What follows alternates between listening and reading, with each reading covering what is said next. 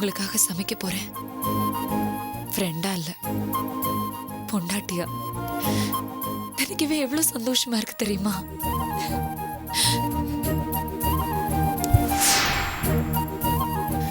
என் சமையலை சாப்பிட்டா நீங்க ரொம்ப சந்தோஷப்படுவீங்க. பொண்டாட்டி கை பக்குவனா சும்மாவா என்ன?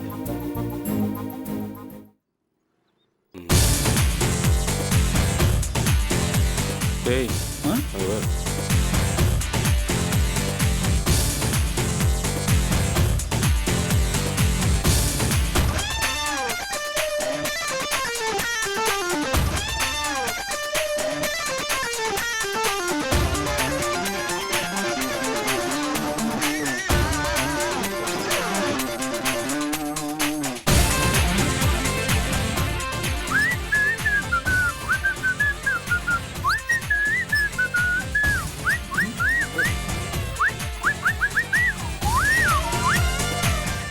என்ன மச்சான் ஆட்டெல்லாம் பயங்கரமா இருக்குது.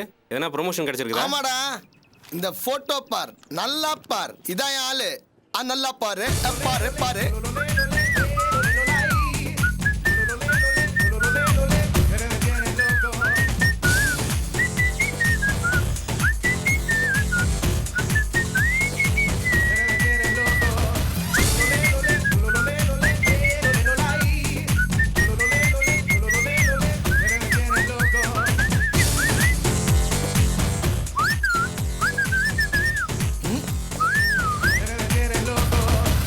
என்னடா என்னை பார்த்தா உங்களுக்கு பொறாமையா இருக்குதா? டேய் ஒழுங்கா சொல்லு, இது எந்த போட்டோ ஸ்டுடியோல தள்ளிட்டு வந்தா? பொண்ணை பார்த்தா மாடலிங் பொண்ணு மாதிரி இருக்கு. டேய் இவன் ஏன் ஆள்றா? நீங்க ரொம்ப நேரம் பார்த்தா புஜிமா கண்ணு பட்டுரும். சாரிடா சொன்னோம், இனிமே உன்னை யாருக்கிட்டையும் காட்ட மாட்டேன்.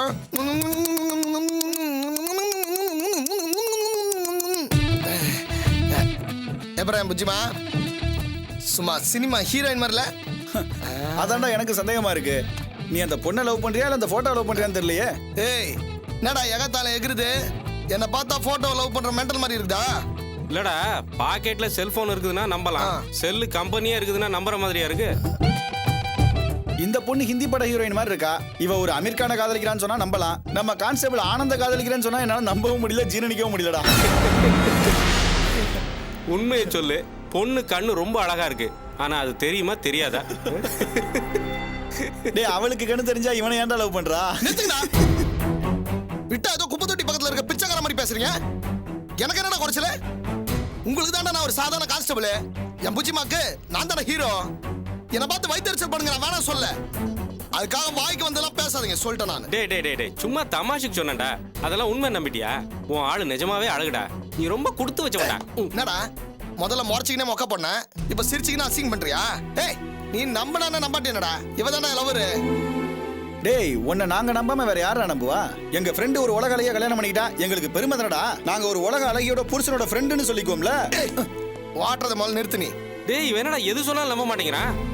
இந்த பாரு, என்னை பார்த்து நீங்க பெருமைப்பட்டாலும் சரி, வைத்தறிச்சல் தாங்காம அவதிப்பட்டாலும் சரி, நான் கொடுத்து வச்சிருந்தான்டா.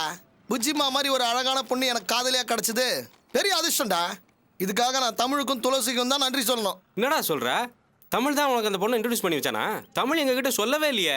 மோரலே கொத்துனா அவனா எனக்கு இன்ட்ரோடியூஸ் பண்ணுவான்? எனக்கு முன்னாடி இந்த பொண்ணை அவன் பார்த்துருந்தானா அவனே தள்ளிட்டு போயிருப்பானே.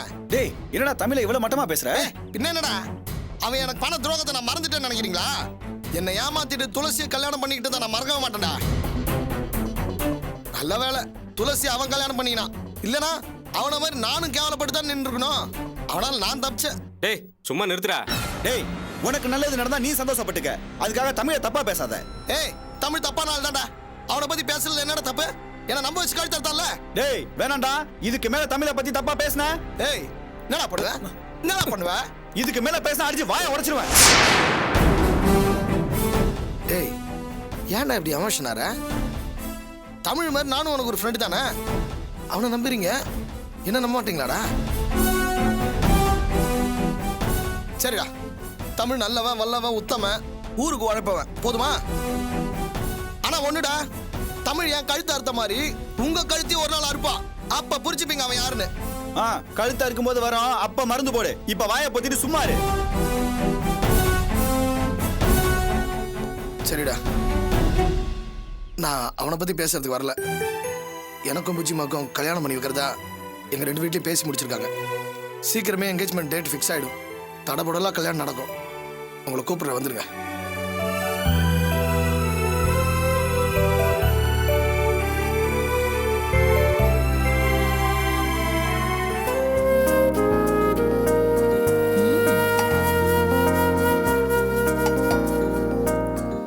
சூப்பர். துளசி, குட்டிமா, குட்டிமா, குட்டிமா.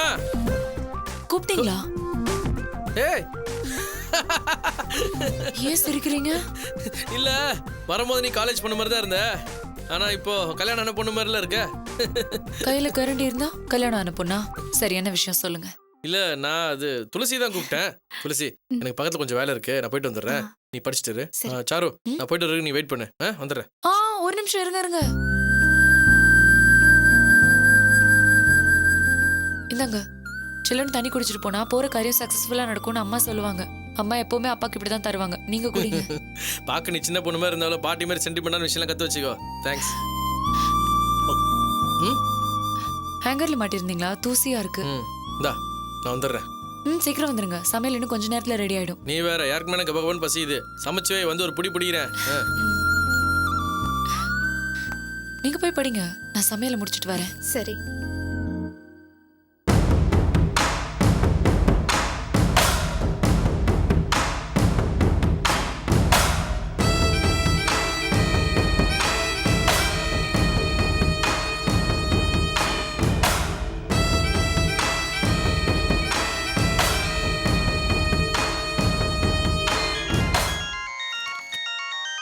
நீங்க உட்காருங்க, நான் பாக்குறேன். அவரோட போன் தான் மறந்துட்டு போயிட்டாரு. பாக்குறேன். ஹலோ துளசி, நான் அப்பா பேசுறேம்மா. ஹலோ துளசி. உங்களுக்கு தான் அப்பா பேசுறாரு. அப்பா சொல்லுங்கப்பா, எங்க இருந்து பேசுறீங்க? நான் ஹாஸ்பிட்டல்ல இருந்து பேசுறேம்மா. என்னப்பாச்சு? ஹாஸ்பிட்டலுக்கு எதுக்கு போனீங்க? உங்களுக்கு ஒண்ணும் இல்லையே? எனக்கு ஒண்ணும் இல்லம்மா. பாட்டிக்கு தான் கொஞ்சம் முடியாம போயிடுச்சு. பாட்டிக்கு என்னப்பாச்சு? உன் சித்தி பத்தி தான் உனக்கு தெரியும்ல. வழக்கம் போல சண்டை போட்டா. பாட்டிக்கு பிபி ஹை ஆயிடுச்சு. உடம்பு முடியாம போயிடுச்சு. இப்ப எப்படிப்பா இருக்காங்க? ஒன்னும் பிரச்சனை இல்லையே? ஒன்னும் பிரச்சனை இல்லம்மா, நல்லா தான் பேசிக்கிட்டு இருக்காங்க. உன்னை பார்க்கணும்னு சொன்னாங்க. அதான் நீ மாப்பிள்ளையும் கொஞ்சம் இங்க வரீங்களா? அவர் இப்பதான்ப்பா வெளியே போனாரு. நான் மட்டும் கிளம்பி வரேன்ப்பா. பயப்படுற மாதிரி எதுவும் இல்லம்மா. மாப்பிள்ளை வந்ததுக்கு அப்புறம் 2 பேரும் சேர்ந்தே வாங்க. இல்லப்பா, எந்த ஹாஸ்பிட்டல்னு சொல்லுங்க, நான் வரேன். பிகேஎம் ஹாஸ்பிட்டல் தாம்மா. நீங்க கிட்ட வந்ததும் ஃபோன் பண்ணேன். சரிப்பா, நான் வந்துடுறேன். என்னாச்சுங்க? பாட்டிக்கு உடம்பு சரியில்லையா, ஹாஸ்பிட்டல்ல சேர்த்திருக்காங்க. அச்சச்சோ, பயப்படுற மாதிரி எல்லாம் ஒண்ணும் இல்லைல்ல? ஒன்னும் இல்லையா? இருந்தாலும் நான் போய் ஆகணும். இவர் வேற எப்போ வருவாருன்னு தெரியலையே. Good girl. நீ உன் பாட்டியை பார்க்க போ. என் புருஷன் வந்தா அவரை நான் பாத்துக்கிறேன். ஃபோன் பண்ணலான்னு பார்த்தா ஃபோனை வேற எடுத்துட்டு போகல. என்ன பண்றதுன்னு தெரியலையே.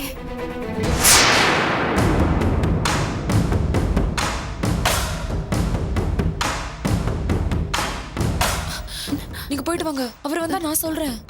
அவர் வந்ததும் ஹாஸ்பிட்டலுக்கு அனுப்பி வைக்கிறீங்களா? கண்டிப்பா அனுப்பி வைக்கிறேன். ஆனா நீங்க எப்படி போவீங்க? தெரியலையே, ஆட்டோ பிடிச்சு தான் போகணும். இன்னைக்குன்னு பார்த்து நான் கார் கொண்டு வரல பாருங்க. கொண்டு வந்திருந்தா நானே உங்களை டிராப் பண்ணிருப்பேன். பரவாயில்லைங்க, நான் ஆட்டோ பிடிச்சு போய்க்கிறேன். அவர் வரதுக்கு முன்னாடி நீங்க கிளம்புறதா இருந்தா வீட்டை பூட்டிட்டு சாவியை மீட்டர் பாக்ஸ்ல வச்சிடுறீங்களா? அவர் வர வரைக்கும் நான் இங்கேயே இருக்கேன். வீட்டுக்கு போய் நான் என்னங்க பண்ண போறேன்? நீங்க போயிட்டு வாங்க. சரிங்க, நான் வரேங்க.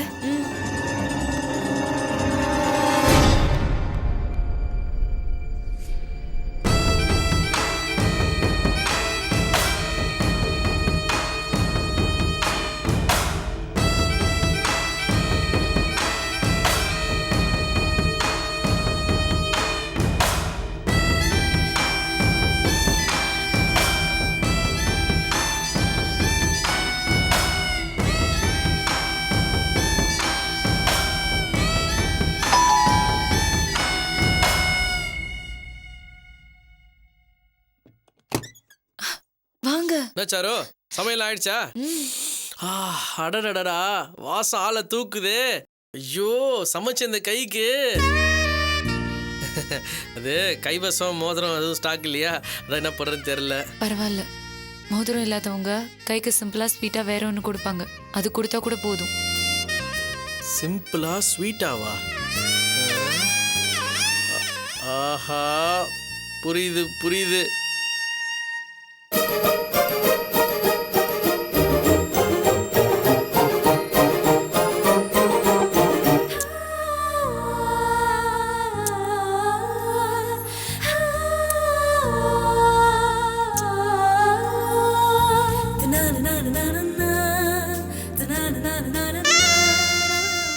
போதுமா? இப்போதைக்கு போதும். சாப்பிடலாம் வாங்க.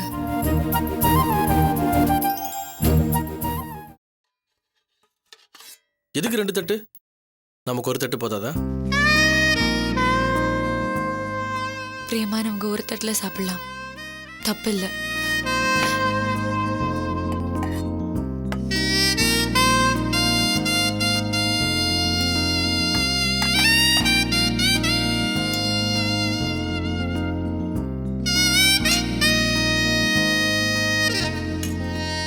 முதல்ல உனக்கு தான்.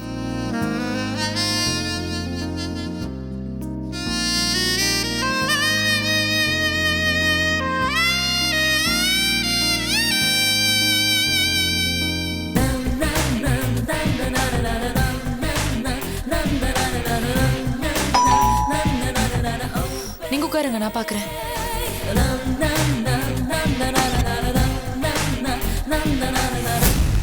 என்ன சாரு, சமையல் ஆயிடுச்சா? ச்சே, இப்படியா கனவு காண்றது? அடடடா, சமையல் வாசனை ஆளை தூக்குதே. இந்த வாசனைக்காகவே சமைச்ச கைக்கு மோதிரம் போடணும். துளசி, துளசி குட்டிமா,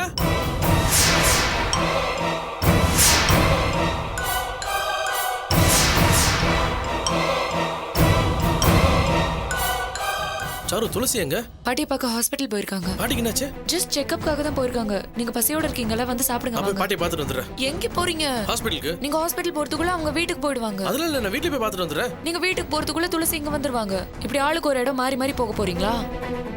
நீங்க பாட்டியை பார்க்கணும்னா துளசி வந்த உடனே 2 பேரும் ஒண்ணா போங்க. நான் கஷ்டப்பட்டு உங்களுக்காக சமைச்சு வச்சிருக்கேன். வாங்க, வந்து சாப்பிடுங்க.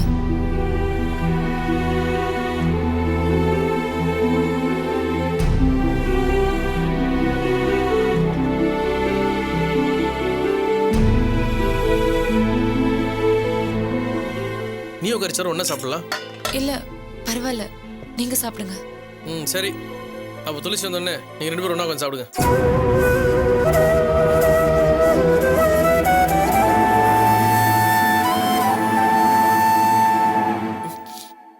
ஆஹா ஆஹா, சாரு ரியலி சூப்பர். பிரமாதமா சமைக்கிற நீ. உனக்கு வெரைட்டியா சமைக்க தெரியுது. ஆனா துளசி அவளுக்கு சுத்தமா சமைக்கவே தெரியாது. இப்பதான் தட்டி தடு மாதிரி கத்துனுங்கிறா. அவ சமைக்கிறத சாப்பிடுறவன் சாமியார் தான் போகணும். ஆமா, உப்பு இருந்தா காரம் இருக்காது, காரம் இருந்தா உப்பு இருக்காது. அவ கிச்சனுக்கு வந்து சமைக்கிறாளோ இல்லையோ, பெரும்பாலும் பாத்திரத்தோட தான் சண்டை போட்டுன்னு இருப்பா. அது மட்டும் தான் அவளுக்கு தெரியும். சமைக்க தெரியாதவளை கட்டிக்கிட்டு நீங்க எதுக்குங்க கஷ்டப்படுறீங்க? அவங்களுக்கு தான் நான் இருக்கேனே, யோசிச்சு பாருங்க. துளசிக்கு சமைக்க தெரியலனாலும் எனக்காக சமைச்சு போடணும்னு ரொம்ப மெனக்கிடுறா. டேஸ்டா இருக்குதோ இல்லையோ, அவ கையால சமைச்சு போடுறத சாப்பிட்டாதான் எனக்கு சந்தோஷமா இருக்குது.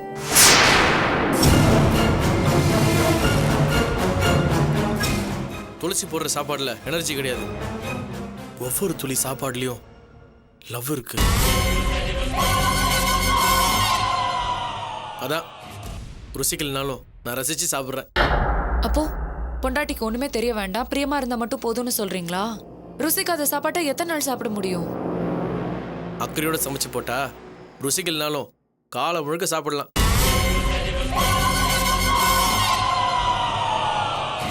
சமைக்க தெரியாதவளை பொண்டாட்டி இல்லைன்னு சொல்ல முடியுமா சாரு?